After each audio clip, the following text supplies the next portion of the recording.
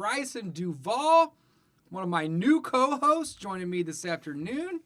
Brysan, what's up, man? Welcome back, buddy. Good to see you, my friend. Good to see you. Let's get it. Drop some nuggets today. Let's drop some nuggets on these people. That's what I'm talking about. All right. Today we are going to focus on the mistakes that we have made in our wholesaling careers and endeavors. Yeah. And we could, I was just telling Brysan, man, we could talk about this forever, man. Yeah. There's a lot of mistakes that we have made. I don't know what I just clicked, but like 100 windows are opening up. It's all good. Which is kind of crazy.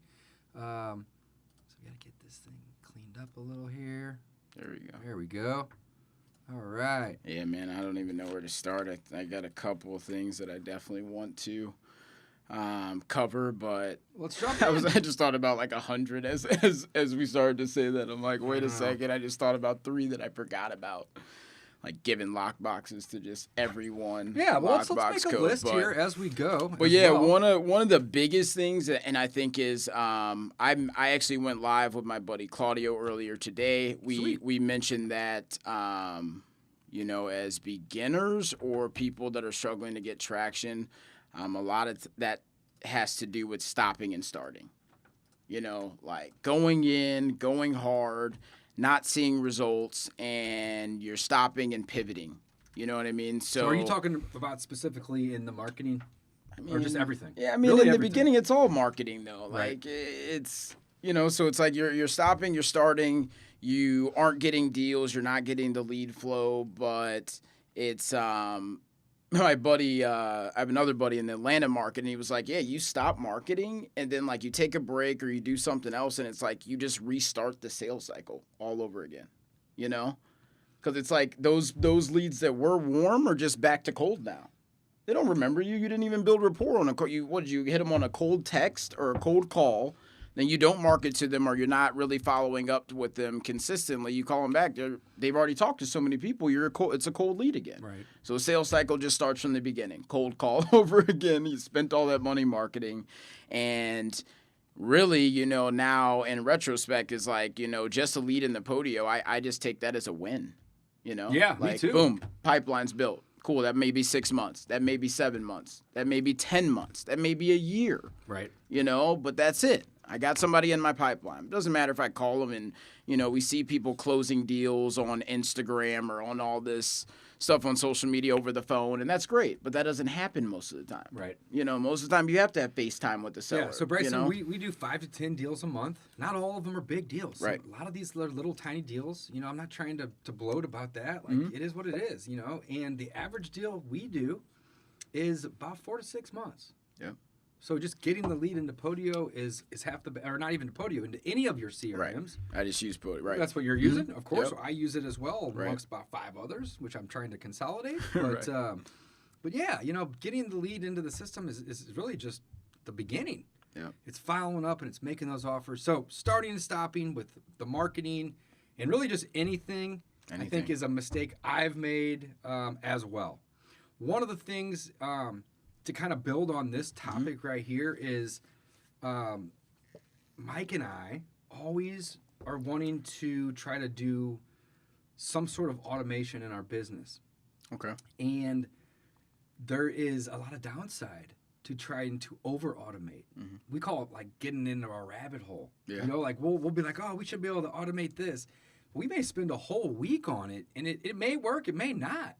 But then it's like at the end of the week, we're like, man, I just like gave up a whole week of marketing and talking to sellers and making appointments and sending offers that I could have been doing. So, man, I cannot agree with you more. Yeah, man. It's when you say starting and stopping. Yeah, and even, like you said, even implementing and automating, like you said, that has to be, it's almost like it's got to be an after-hours task. Like, you gotta do that at 10 to midnight and on the weekend, bro. Don't like, try it to do just, not during times like this. It's like, I mean, technically we are on paid time right now. We're doing a podcast, but, we've had productive mornings, so I'm definitely down for this. I think another thing, stopping and starting, that was another thing we talked about earlier, is like, a lot of people we complain about, not getting traction or not getting deals fast enough, but it's like, Like a lot of times it's a lead gen problem. At the end of the day, like this whole business, we already know, like you used to say, we're not in the real estate business. We're in the marketing We're business. the people business and the marketing Absolutely. business. More so the marketing business. Yeah. We're our inventory happens to be houses. That's it. So if we don't even have the lead flow, it's like, that's a problem for any beginner. It's never like, okay, I'm making so many offers. No one's accepting the offer. It's like, no, you don't have enough motivated sellers. That's the problem. It's pretty simple. Right. So, and that I think leads to that issue. It's the stopping and starting. Absolutely. You're saying this doesn't work. This marketing thing is different. Let me pivot and do text messaging. Let me pivot and just do bandit signs. Yeah, I had a really shitty day cold calling, so like let's not cold call for 2 weeks. That's a terrible idea. Terrible. Right? Like just stick with it and be consistent. So stopping and starting, I think that's gonna probably sum up most of the things we're gonna talk about. Yeah, pretty much. Not sending offers. Yeah. Like that was one of the biggest mistakes I made in the beginning was I was scared to send offers. I was scared to get an offer accepted, bro. In the beginning.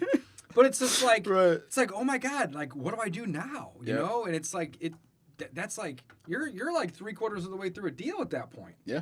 I wouldn't say half, because a lot of this business is marketing and following up and setting appointments and making offers. But like, I'd say 3/4, give or take, of the way through the deal when the contract comes back signed. But it's like, okay, now I got more marketing to do. So in the beginning, if you are struggling with sending offers or you're having analysis paralysis, I want to say one thing really quick just to sum this part up. But when you work through a wholesale deal, there's like 5 steps, right? Mm-hmm. It's not necessarily easy, but it's incredibly simple. So what are those 5 steps? Well, you market to motivated sellers. You make offers and run appointments on properties. You get a contract on a property. You then market that contract, and then you take it to the closing table. Yep. So if you work that backwards, in order to get to the closing table, you have to have sold something. And in order to have sold something, you have to have inventory. Yep. So the contract is like the most important part of the entire business. So you don't have a business without it. You don't have a business without it. So one of the biggest mistakes I've made was not sending enough offers or having analysis paralysis towards sending offers, because you can't wholesale property if you don't have control of properties. Right. And you get it by sending offers. Yeah. Big one. Yeah. ARVs and repairs. So obviously I have been in this full-time 6-7 years. Mm-hmm. I still sometimes struggle with knowing what the right ARV is, and am I overestimating it or am I underestimating it? Same with repairs. Right. And I've just kind of learned that I'm not perfect, and even if my numbers are off, that's why we have a due diligence period to make sure that the ARV that we initially thought was there, or that the repairs that we are estimating are right. And I no longer have that fear. I haven't for a long time. Yeah. But in the beginning, man, and that was probably the reason why I wasn't sending the offers, because I'm like, Absolutely. Is my ARV right? Are my repairs too low? Are they too high? Quit worrying about that stuff, guys. Yep. Literally, stop worrying about it. Send offers. You have a due diligence period with CYA clauses for a reason. Yep. And it's to double check your work and or market that property. Absolutely. Love it. Both at the same time. And yeah, it's even on the not sending offers part, that kind of goes back to like the stopping and starting marketing, because when you don't want to send an offer, or you're like scared to send a low offer, it's usually because like you're a motivated buyer, essentially. You know what I mean? You're a motivated buyer where you're just like, yep. I want them to accept this. And it's like, the best offers we know are like uncomfortable to make. It's like, if you're not uncomfortable making an offer, like you're too high, bro. If you're not a little bit embarrassed about your offer, I mean, you don't have to be full blown, like, holy cow, but if you're not a little bit embarrassed about your offer, it's too high. Yep. So I was on with a student earlier, Bryson, and we were running through an example MAO formula. Mm-hmm. And we got our ARV, we multiplied it by our discount rate, we subtracted our repairs, we even added a $10K wholesale fee. And in that scenario, you minus it out. Right. It's on that side of the equation. Long story short, our MAO was $90K. And I was like, I would offer like 80 to 82. Maybe even 75.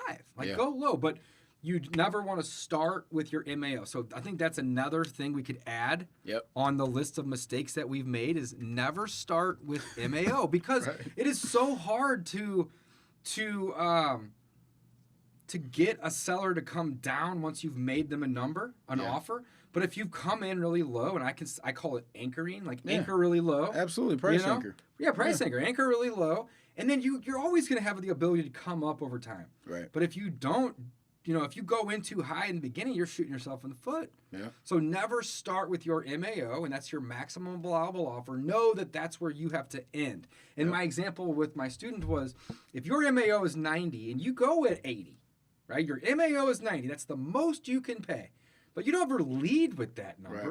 Right. That's like the 3-month or the 6-month later number. Or maybe it's 3 hours later. Who knows what their level of motivation. Mm-hmm. But that's the later number. But if you lead with 80, and I said, what happens if they accept that?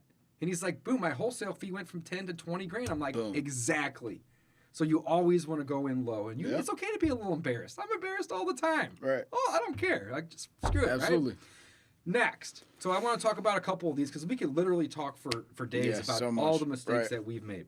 Yeah. I think this kind of goes with the first one, starting and stopping.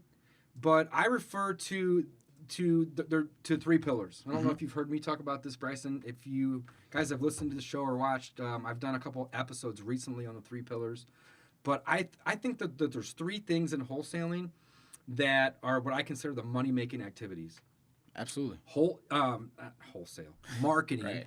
Marketing, that's the name of the business, right? Yep. Marketing, making those offers, and following up. Those are the 3 things. Right. So the mistake that I've made is letting go of those 3 things. And again, chasing that software automation or that new phone system or this or that. And if you get away from marketing, making offers, and following up on those offers or people that are essentially interested in have raised their hand that they want to sell, you are shooting yourself in the foot. Yep. Huge mistake. Yep. Focus on those 3 money-making activities before you do anything else. And like you said it really well.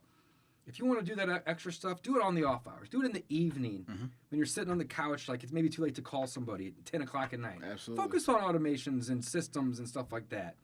But during the daylight hours when you are ready to sit down and work in your business, not on, but in, focus on those 3 things. And I've gone down rabbit holes that have lasted 2 months. Bro. Where it's like, man, I'm looking back and I'm like, holy cow, like this is really great, but no one's using it because we're not doing any marketing. Yep. And it always circles back to market to motivated sellers and make a ton of offers. You're up. That's it, man. That's huge. Focus on the 3 pillars. What I noticed in getting feedback from other, high net worth, high performing people, yourself, a couple others that I know in the same business, is like what I started to realize with conversations with them is that me and a lot of other beginners, I mean, I still feel you're not like really a beginner. Yeah, I'm not. You've been in this business for a minute. But I have. I've had experience in that, but it just feels like because I haven't been consistent until really like this year, So that's where I kind of like feel like I really started, is with the consistency. So, but I started to realize it's like, I mean, I just got cold callers. They're on like their 40th day with me, and it's like, bro, like I scaled too slow. You know what though? That's a better problem than scaling too fast. For sure. And running out of money or not knowing what you're doing. For sure. But hindsight's always 20/20. Yeah, but it's interesting to see that. It's like, bro, I talked to a guy, Aaron Bevins. He's in San Antonio market, really good friend of mine, kills it. Part of his accountability group as well. So he was talking to me and like we're talking and I'm like, he's asking about money coming into my business and I'm like, yeah, man, I got like $50K in my business account. And he's like, so like, what in the world are you doing, bro? Like, and I'm cold calling 5 hours a day, and one of my cash buyers, like I just sold him a deal and he was calling me. I was like, yeah, I was just on the phone with the seller. I was on the dialer. He's like, the dialer? He's like, what are you doing? And I'm like, I was cold calling. I'm trying to find new leads, bro. Right, I'm working hard here. He's like, bro. But he's like, man. Yeah. He's like, bro, this is not how to do it, bro. This is not There's how a better to do way. it. Yeah, there's a Right. better way, because you got to realize it's like, something like cold calling. You got to do it in the beginning if you don't have the budget. That's fine. So I want to just talk on that for 1 second. But that is, So you said I didn't scale quick enough, Yeah. which is totally fine. However, there was so much value for sure. for you hitting those phones and being in the trenches and setting those appointments. And you're Right. still setting appointments and sending the offers, but you've outsourced it to somebody else. And I have a lot of new students right now that I'm onboarding, and I tell them, listen, I don't want you to do this forever. Like, Right. That's not the goal. The goal is to outsource it to somebody for $4, $5, $6 an hour that can do this, all day long for you, right? It's a low performing But ROI. it's hard to train somebody that you don't know what you're doing. Absolutely. And you don't want to get somebody lining up all these appointments for you if you're scared to make them to go run them. Very true. Or scared to run or send the offer, so on and so forth. So, in time. Absolutely. At the right Yeah. time. Right. Yeah, Right. there's definitely take that with a grain of salt. Right. It was just like, for me personally, I realized I could have done it sooner. That's what I mean. I love it. So it's because we look at, cold calling in itself has a really low ROI. Yeah. On your time, It's on a your slow process. Absolutely. Right. And again, just because you get somebody that's motivated doesn't mean it's going to be a deal. It could take 3 or 6 months to make to justify your offer as being fair, not low, but really it's in fact both. Right. It's still fair, right? Yeah. So Absolutely, man. I love that. I think the bad part of it is that now I'm in a place where I have to relinquish control. And, I'm used to doing everything, and it's a mindset adjustment. Right. To let go of the vine and, start to delegate and scale the business. So I think the majority of our mistakes come from a lack of consistency. I'm going to go out on a limb and say that. Not all, right. but the majority of them really do. So one of the mistakes that I made, Bryson, in the beginning, and I'm going to say probably the first 2, maybe even 3 full years of my investing career, full time, I was playing favorites with my buyers. Ooh. And I want to say I this still do that. Yeah, and I want to say this is a mistake. still do that a It's lot, okay bro. because here's the trade-off. Yeah. It's convenience. Mm-hmm. Just like we offer the sellers convenience in exchange for a discount. That's all we do. Come on, let's be real. Yeah. We're just making their life really convenient, and we're demanding a discount. Mm-hmm. If I can't get at least 20-25% discount, I'm not interested. Goodbye, right? But in the beginning, you're really clear about that. I'm very clear about it. On the Yeah, first it's call. You're like, I'm not the I don't guy pay for you. retail. I disqualify myself before they give me the chance. But that's okay because it's a transparency thing. And if I have to come back later, I let them know, there's a reason why I'm coming back to you. Right. I don't have I need a better price or I need more time or Yeah, you whatever. still leave it open for follow-up. I always do, of course. Yeah. But, playing favorites with my buyers. And there's the both sides of that wall. One side is if I know this guy buys and he's consistently buying, it's just going to be easy for me to line this up or assign it or double close with him. However, your buyers, if you start playing favorites, they're going to see that and they're going to start taking advantage of you. Or you could have probably gotten more money elsewhere. So over the last couple of years, I'm not saying that I don't favorite certain people because of course I still do. Yep. But at this point, it's highest and best. So if one of my good buyers sends me an offer day one and it's a decent offer, I'll say thank you for sending the offer, and I'm going to wait until I get a couple more. And they say, well, why don't you just counter it? And it's because I'm going to be shooting myself in the foot if I get a higher one. I'll counter it when no other offer comes in. Yeah. I'm not in a rush, man. I'm not in a rush. Yeah. Yeah, and because of that, now our wholesale spreads have averaged higher over the last 2 or 3 years versus the previous 2 or 3 of the, call it 6 years I've been in the game. Yeah. Because we don't play favorites anymore. It adds up, though. It adds up, man. Yeah, And we time, work quarters hard. time, yeah. We work extremely hard. If we're not the ones on the callers, we're managing the people that are. Right. We're the ones running all the appointments and sending all the offers typically. Yep. I don't have my VAs do that, even though I probably should at some point, but I just want to be in control. Yeah. Once I start exiting They could do it. I mean, you're like Dennis kid. For sure. Yeah, of course. But I like having that little bit of control. Yeah. So playing favorites, I think, was one of the big mistakes. I mean, let's take it way, way back to the very beginning. Analysis paralysis, I think, is a huge one. Yeah. And I get it. people are scared to do the marketing. They're scared to get on the phone. They're really scared to make those offers. But like in hindsight, if you go into a wholesale transaction with A, the right mindset, and B, like the right level of transparency, there's really nothing to be that scared of. Not at all. You know Just what a I'm little saying? bit of rejection, a couple uncomfortable bit of conversations. That's really it, you know. And I think a lot of it is, well, how can I act like I'm a cash buyer when I'm not a cash buyer? Well, don't say that you are a cash buyer. Say that you and your partners are. Yeah. Just structure the sentence. Leverage other people's confidence. That's what I'm saying. That's what I still do that to this day. Me too. But just choose your words Yeah. wisely.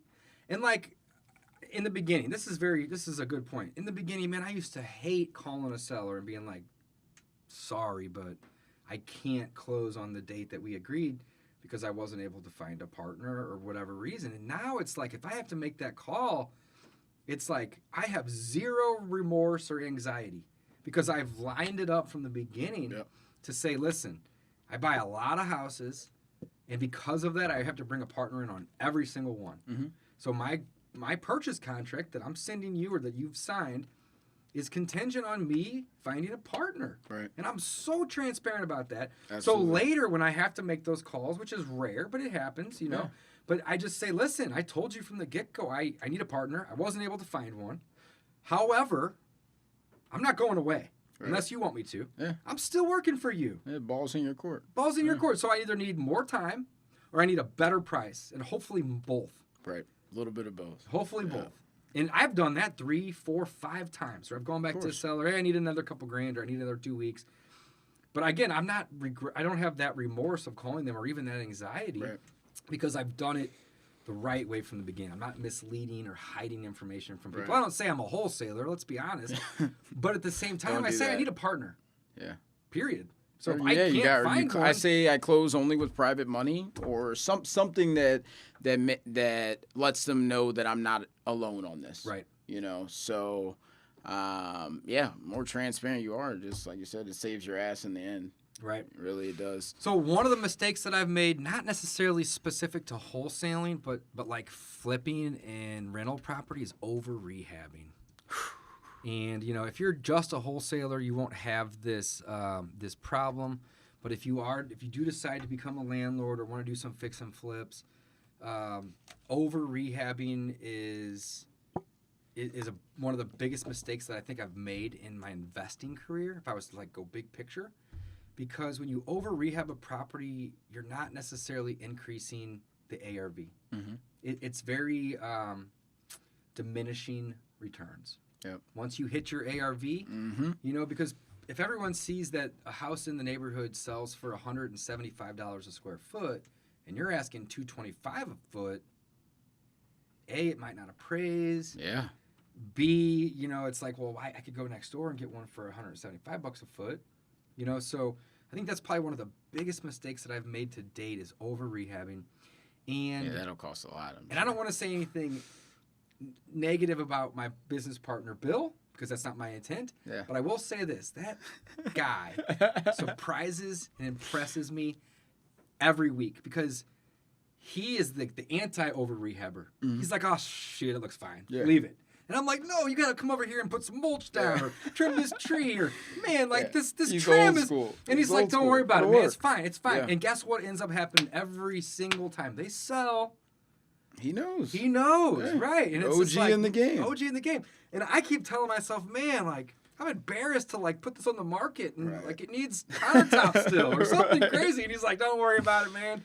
We're going to list it. We're going to sell it. And sure enough, every time I'm like, holy you guys cow. buy them right. If you buy them right, that's what Bill knows. It's okay. So speaking of buying it right, that's another mistake that I've made, is overpaying for a deal, man. Oh my goodness! There's nothing worse as a wholesaler is feeling like a motivated buyer. Right. Oh my God! There's nothing worse. But I really think it's hard to be like that if you're struggling with the lead flow, you're struggling with consistency, offer making. You're like, I want to entice this person to accept my offer. You know, when really you're making pure offers, you're making only offers that work, and a lot of them. Right. And we just need a couple to be accepted. That's it. It's just a numbers game. Get them out. You know, so that analysis paralysis, man, that's crazy. Like creative avoid all. It's all just in your head, though. Oh, it's just so it's deep, a made bro. up fear Yeah. that we have. So man, I hate to keep talking about students, but there's a lot of value there.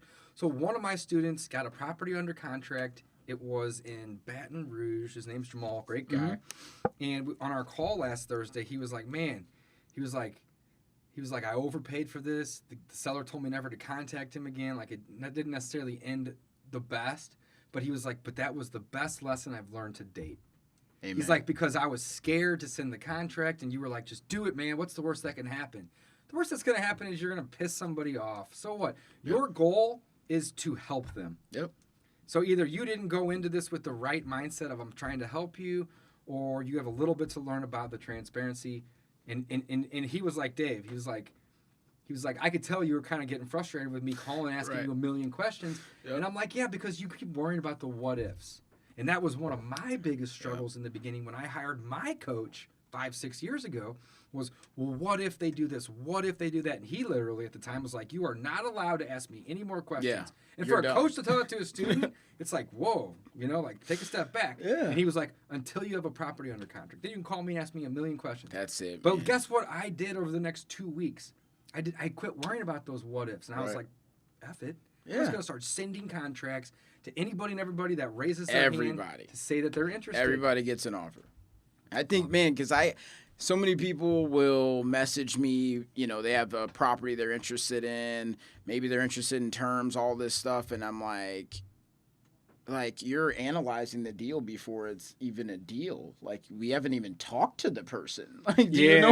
Like, it's like, that was an hour out of your day right there. Just like, what's the ARVs in this area? What do you think about? Do you have a buyer for this? I'm like, is it under contract? Right. Like, so Travis, you know what I mean? Travis like, is it a deal my main or acquisition what? guy. Right. He comes in, and I'm not saying, we just have a different way of working leads.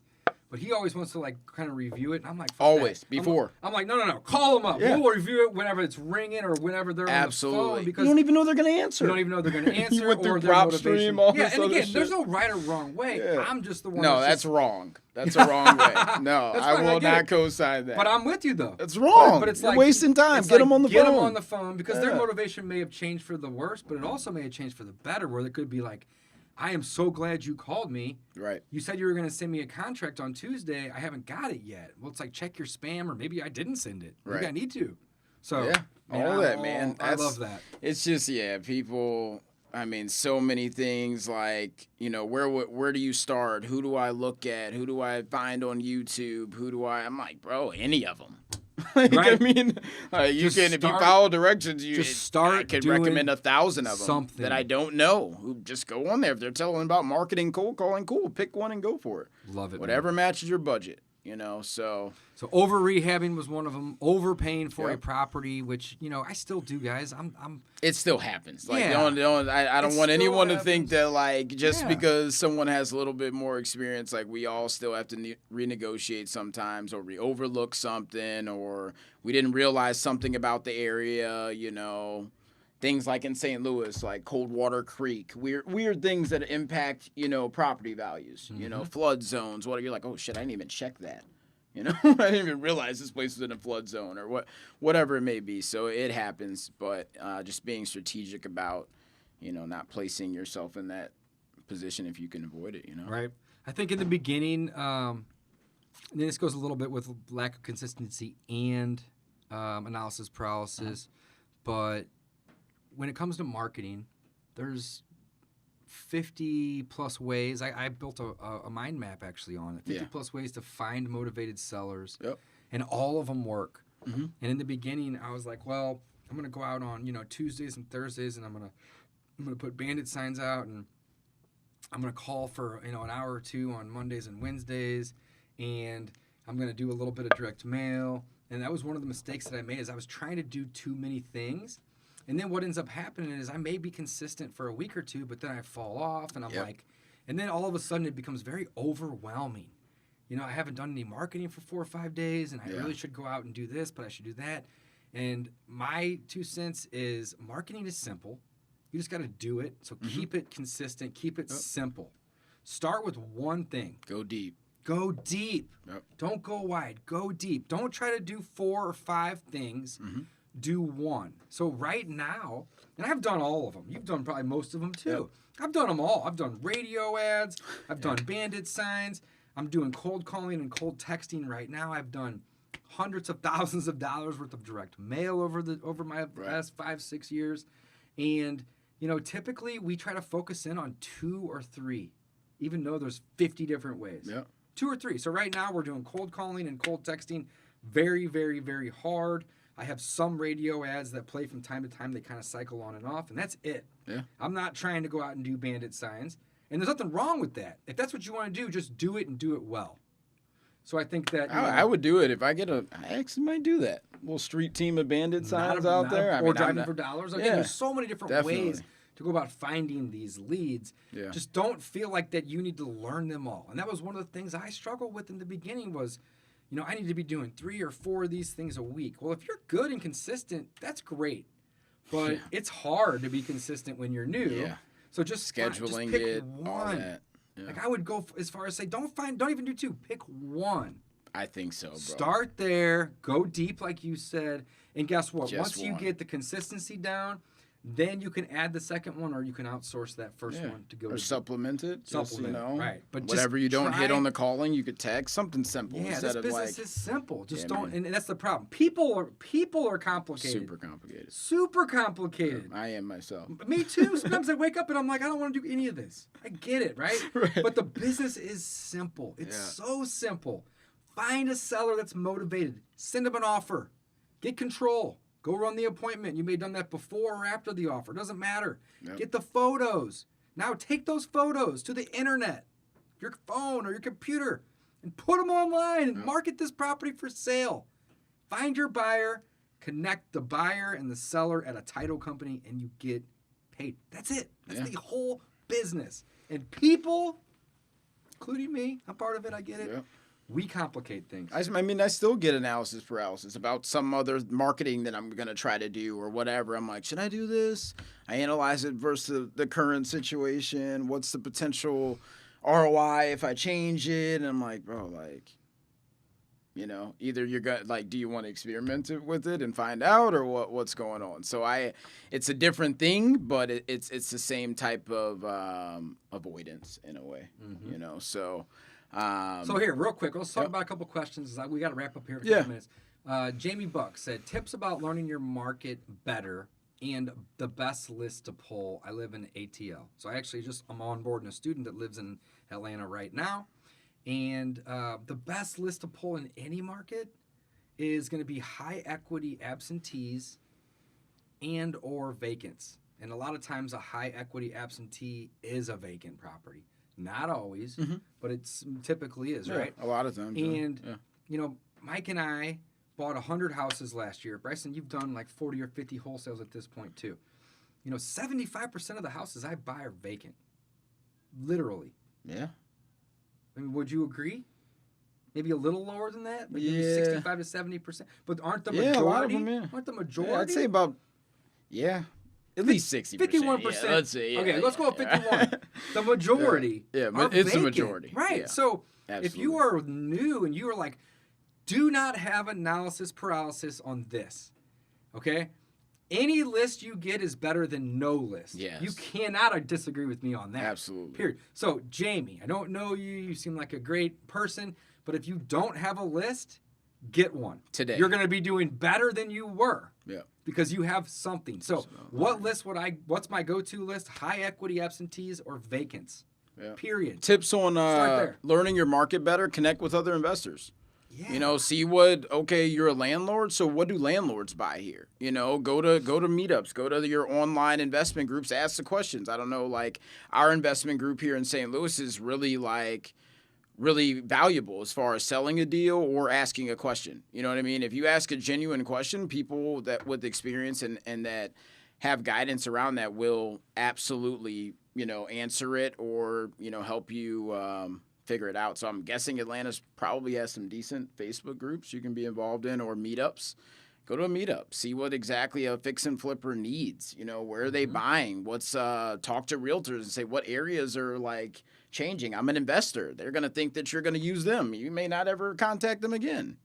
Yep. Say, hey, I need to find out what's going on in the market. Where should I be buying if I'm trying to flip a house? Yeah, and if know, or- and not everybody has a car, I get it. But if you do have a car, get the Deal Machine app. Yeah. Go out and drive. I mean, there's really lots of other people. I use the Deal Machine app. Yeah. Because it's awesome. But there's a lot of other driving for dollars methods, and if you can't afford it, then just write them down. But getting out in your car, I mean, come on, you can go out and you can drive around for 2 or 3 hours for like $10 worth of gas. Let's be honest. Yeah. So for $10 worth of gas, you can go drive for 2 or 3 hours and get yourself lost. Like when I'm out driving for dollars, my goal is to get lost. It's to end up on a street that I would have not normally driven and find that diamond in the rough. Yep. So my favorite way to learn my market is to just go drive and just get lost. Or if I'm running an appointment, maybe I'm going to leave the office 30 or 40 minutes early. That's the easiest or way to stay do it. out 30 or 45 minutes beyond. And after I run or before that appointment, I'm going to drive that neighborhood. And I'm going to go in every other street for, a 1 mile radius. And I'm going to turn my app on and I'm going to start clicking properties. Right. And you can really learn your market really well that way. Yeah. And I think like the best listapools, if you want to get on a granular level, it's going to differ per market. You know what I mean? Not every list is going to perform the same in every market. But let's talk about this just for a second. When you're pulling a list, what's the goal? It's to just get leads. It's to get leads. And it's to find leads that have a presumed motivation. Yeah. That's it. It's that simple. So, every single assumptions, high equities, foundation that makes you, okay, if they're high equity, that's a qualifier. Well, all that means to me is that they're not going to typically have to bring money to sell it to me at a exactly. discount. They may qualify but for a wholesale bring money deal. to closings Absolutely happens. all the time. Yep. But if you have a high equity, let's say 30% minimum of equity, Yep. that means that they can basically sell it at a break even to them, and I still get a deal, and they don't have to bring money to the table. Yeah. So let's talk about some of the niche lists for a second, like maybe divorce, code probate, violations, probate. So again, these lists have a higher presumed level of motivation. Higher. Yeah.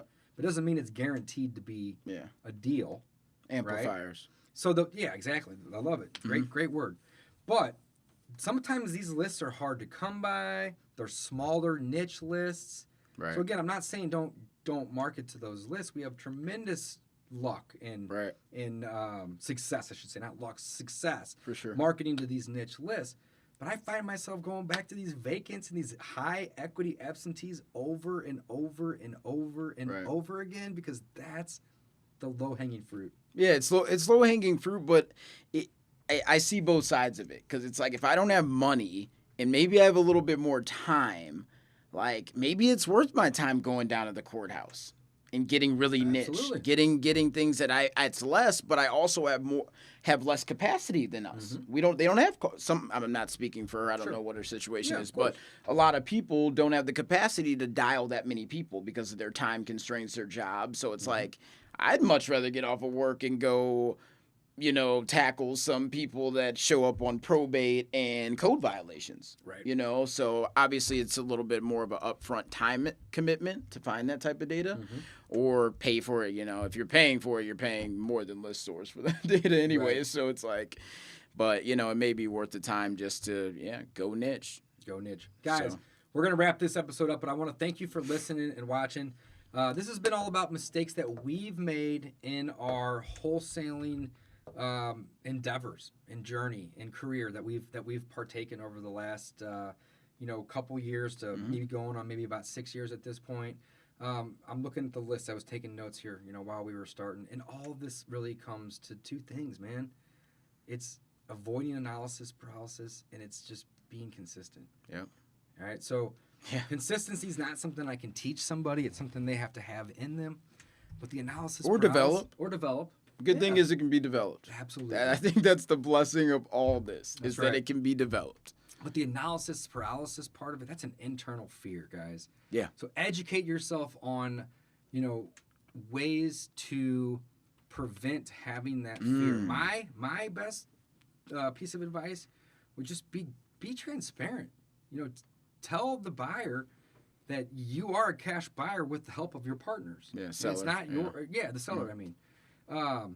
and that you have to find a seller, but you do it all the time. It's not a big deal.